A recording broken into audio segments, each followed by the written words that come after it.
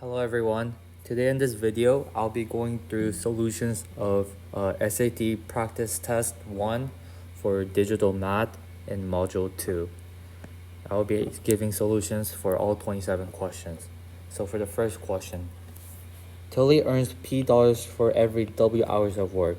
And how much does Tilly earn for doing 39 W hours of work? So W hours lead to P dollars.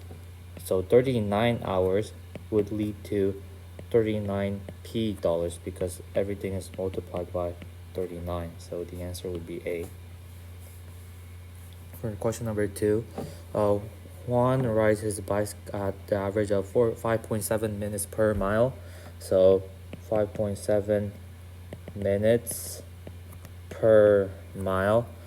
Which function m models the number of minutes it would take Juan to ride x miles at this rate? So x miles would be multiplying everything by x. So it would be 5.7 x miles per x miles. So this will be minutes.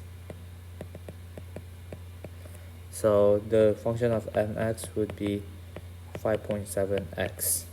So it would be D. For our third question, it gives you 3x equals 12. So right off the bat, we know that x equals to 4 if we divide both sides by 3. And we could plug in x into this second equation. So negative 3, 4 plus y equals negative 6. So negative 12 plus y equals negative 6. Y would equal to 6. So s equals 40 plus 3t. The equation gives the speed s in miles per hour of a certain car t seconds.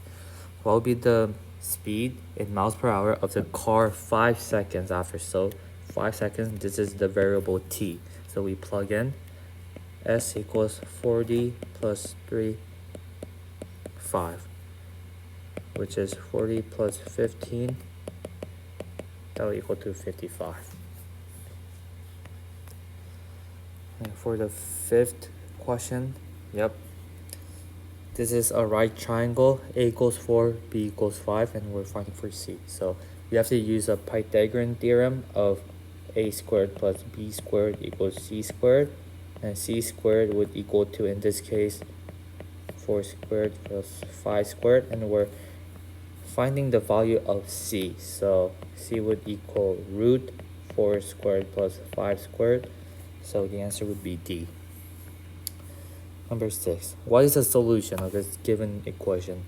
So 4x plus 5 equals 165. If we subtract 5 from each side, we get 4x equals 160. And divide both sides by 4, then x equals 40. So this will be our final answer. Question number 7. What is the x-intercept? So this is pretty straightforward. The x-intercept is right here. So x equals 7. There's only one solution to this graph.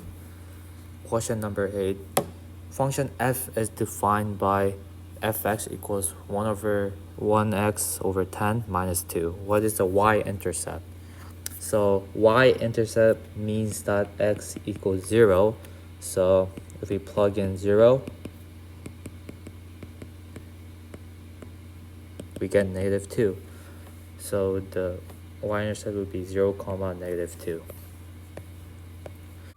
Now on to question number 9.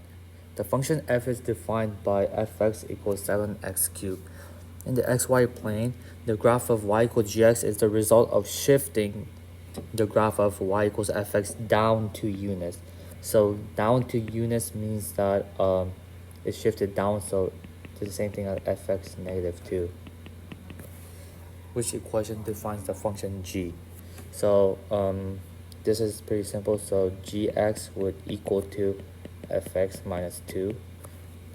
If you want further explanation, this is because the y-intercept is also being shifted down 2 units. So that's why we do the negative 2 here. So this will equal to 7x cubed negative 2, which is D. We could also look at this problem with the graph. So if we have like a sketch a bit, if we shift down 2 units, it will look like this. So the y-intercept here, it will be shifted down 2 units. Question number 10. Which ordered pair x comma y is a solution? So from the first equation, x plus 7 equals 10, we can easily find out that x equals to 3. And if we plug in 3 plus 7 squared equals y, 10 squared equals y equals 100. So the solution x comma y would be 3 comma 100. Question number 11. This is just combining like terms. So this with this and this with this. So 7 minus 6 or plus 7. There's minus and minus, so this will be plus 3x. So this is the same thing as x cubed plus 10x. That will be A. And then question number 12. Function p is defined by pn equals 7n cubed. What is the value of n when pn is equal to 56? So this is basically saying that 7n cubed is equal to 56. If you divide both sides by 7, n cubed equals 8. And you could plug in calculator for this, or just know that n would have to equals 2 to make it work. Question number 13, geometry. So in the figure shown, line C intersects parallel lines S and T. What is the value of x? So as you can see, this is 110 degrees. That means that this angle is 70 degrees because a line have to equal 180 degrees. And the opposite side of an angle here would be also 70 degrees due to like the characteristics of parallel lines, and x would also equal to 70 degrees because it's the opposite angle. So x equals 70 degrees would be our final answer. Okay, there's 10 datas, and what is the mean? Another word for mean is average. So we add up all these 10 values up and divide by 10. So we'll do 6 plus 8 plus 16 plus 4 plus 17 plus 26 plus 8 plus 5 plus 5 plus 5. This would be the mean value. If we do this, put the denominator first. This 3 would be 15. This would be 34. This will be 21. This will be 24. And this is 6. So 24, 21 equals 45 plus 34 plus 15.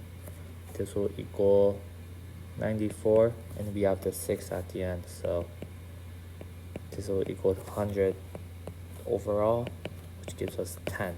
So the final answer, the average of these 10 data values would be 10. You could also use calculator to do this. Doesn't matter. Number 15, the equation ET is equal to 5 times 1.8 to the power of t, which is estimated number of employees at the restaurant, where t is the number of years since the restaurant opened. So this is exponentially increasing as time flies. So which of the following is the best interpretation of number 5 in this context? So this 5 would represent the starting employee when the restaurant starts open. This is because when t equals 0, this means that the restaurant just opened.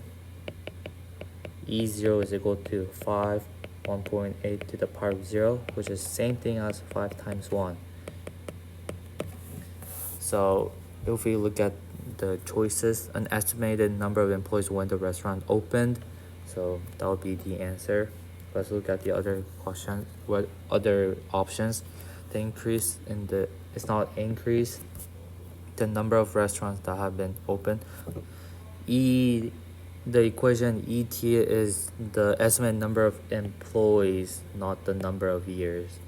So this is also wrong. The percent, we don't care about the percent here, so the answer is A. Number 16, what's the minimum value of the given function? So gx is equal to x squared plus 55, and every number that is squared is positive. So when x equals 0, this would be the minimum value, because if whether x is 5, -7, that would always result in a positive number and will be added to the 55. So when x equals 0, g x would equal to 55, and that would be the minimum. We could also check it from the graph. If you graph it, you'd get a parabola like this with an y-intercept of 0,55, and we could easily check that that is the minimum value. Question number 17. Each year, the value of investment increases by 0.49% of its value from the previous year. Which of the following function best models how the value of investment changes over time? So this is you could write an equation, or you could just think about it. So it increases by 0.49% of its value from the previous year. So it's going to be exponentially increasing up. So it will be increasing exponential. You could also write an equation of y equals the starting value and 1 plus 0.49% is 0.0049, and this will be t if t is the years. So this is exponentially increasing function as 1 plus 0.049 is greater than 1. Number 18, the population of Greenville increased by 7% from 2015 to 2016. If 2016 population is k times the 2015 population, what is the value of k? So let A equals population of 2015. Then the population of 2016 will equal to the population of 2015, which is A, multiplied by, it said it increased by 7%. That means that it is 100 plus 7. 7 came from the increased value. And by the way, I made it, nah, it's good. So this will equal to A times 100 over 107. This is equal to A times 1.07. And since it says determine the value of k, this is the value of k. So 1.07 will be the final answer. Okay, question number 19. Which expression is equivalent to a to the power of 11 over 12? So you need to know how to transform from an exponential function to a radical function. So how I always look at it is, if there's root a, there's an invisible 1 up here and invisible 2 here. So this would equal to a to the power of 1 over 2. So if we use this logic, we could all transform this into an exponential function.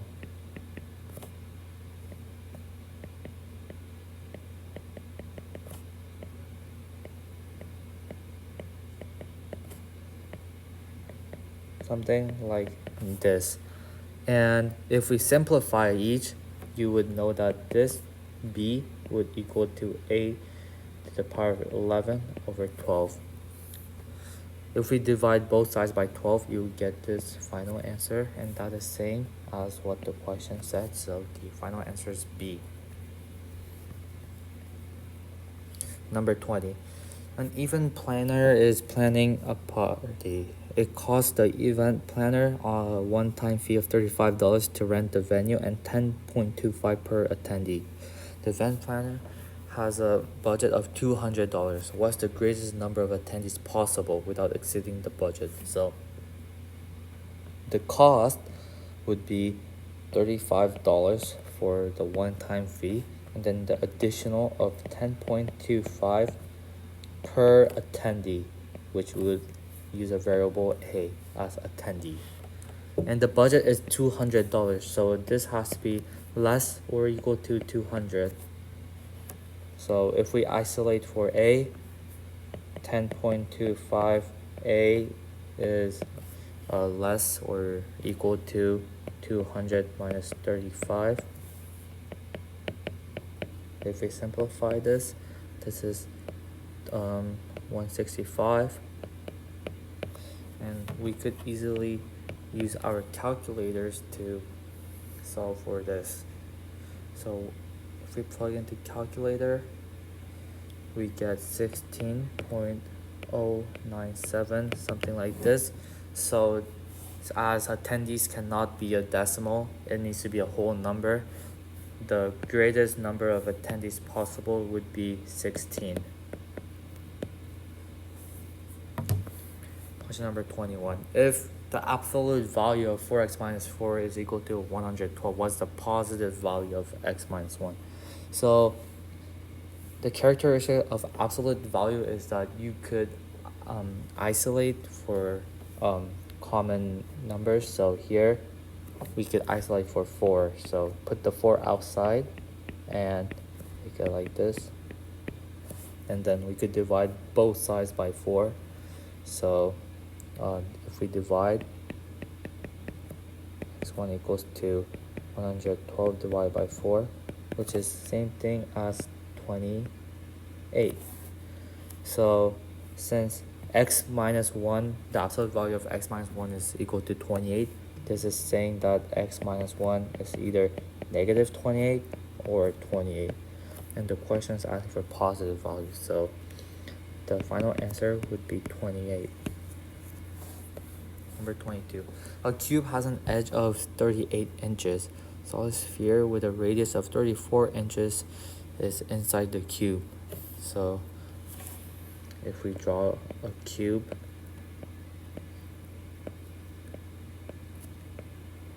yeah, this is how I draw a cube. And a solid sphere with a radius of 34 inches is inside the cube. And to the nearest cubic inch, what is the volume of the space in the cube not taken up by the sphere? So there's a cube and touches the center of each face. So from this, the radius would be from here to the top, which is r equals 34 inches. And cube has 68 inches.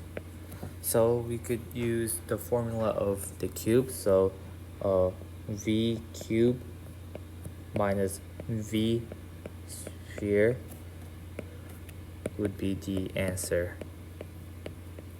So the formula volume for a cube is 68 cubed minus the sphere volume formula is 3 pi r cubed, so 34 cubed. So we could just easily plug this into our calculator. I will do that real quick right now. 68 times 68 times 68 is 314,432 minus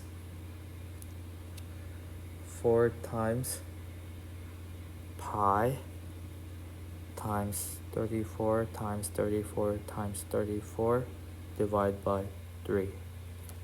So this is 164,636 0.21-ish, and if we do this, it'll be 314,432 minus 164,636. We get an around of 149,796, around that. So the final answer would be A. Number 23.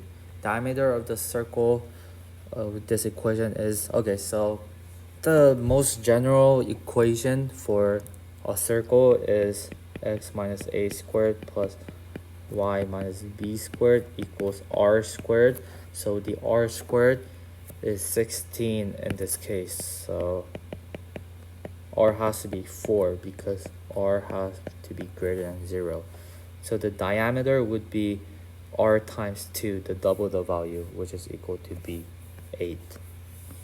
Number 24, exponential function fx. It says that f1 is equal to k, where k is a constant. The following equivalent form of the function f shows the value k as a coefficient or the base. So this is saying that k has to be the value of the coefficient or the base. So if we plug f1 for each, this is 50 times 1.6 times 2, and this would not fulfill the requirements as 50 or 1.6 should equal to k, but none of them equal to k. For this one, 80 times 1.6 to the power of 1 is equal to k, but this is obviously wrong. K cannot be 80 or 1.6. For question number C, f1 is equal to 128.60, which is equal to k, and in this time k is equal to 128, so this fulfills the requirements. Let's check for D as well. f1 is equal to 204.8.6 times -1, which is supposed to equal to k, but k does not equal to 204.8 or 1.6, so that cannot be an answer. Question number 25. The model estimates that at the end of each year from 2015 to 2020, the number of squirrels in a population was 150% more than the number of squirrels in the previous year. So the model estimates that the end of 2016, there was 180 squirrels. So we need to find the original, the population of squirrels at when it was 2015. So let x equals pop of 2015. And then we can make an equation of x times 1 plus 1.50, since it says there was 150% more than, so this will equal to 180. So if we isolate for x, this is 2.50, we get a value of 72. You could plug this into calculator, or you could just do it in your head. So you get x equals 72, so this is the population of the squirrels when it was 2015. So we could make a equation of n equals 72, the initial, times 2.5, the base. This came from 1 plus 1.50, and it'll be t because this is in years. So the final answer should be B.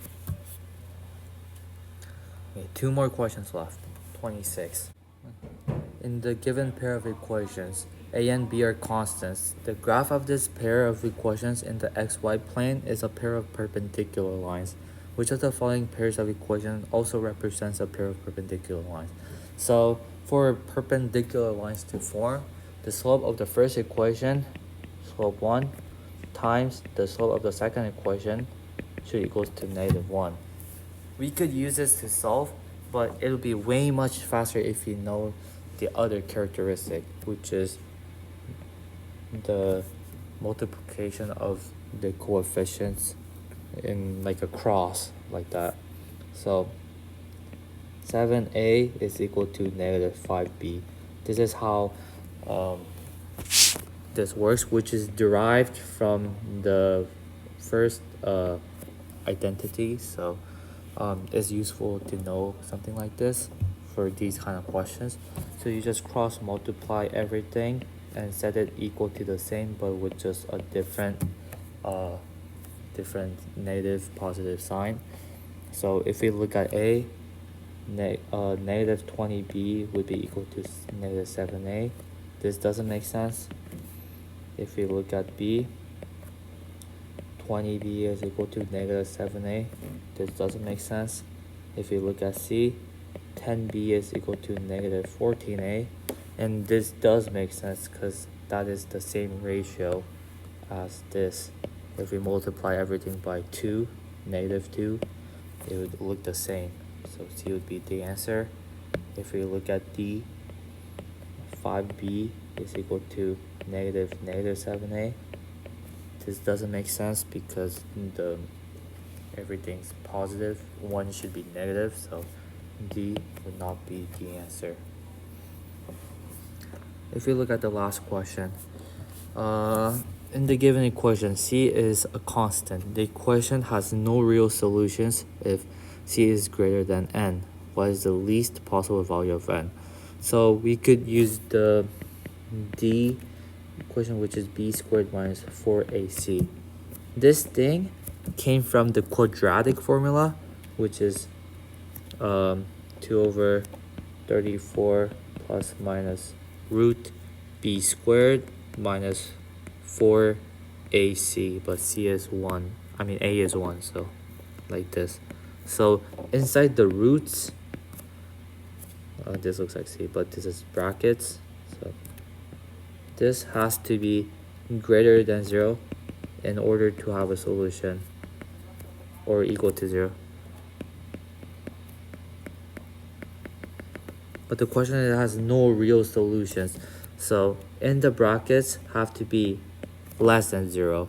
So 34 squared minus 4c has to be less than 0. And if we isolate, 4c has to be greater than 34 squared. 4c is greater than 34 squared, so 34 squared, if we plug into calculator, is 1156. If we divide both sides by 4, we get 289, and 289 is the value for n, as the question mentioned, if c is greater than n. So what is the least possible value of n? N would have to equal 289 to make it work. Yep, so we've covered all 27 questions of module 1. I hope you guys learned something from it, and I will see you guys in the next video with better math problems and better content. Thank you.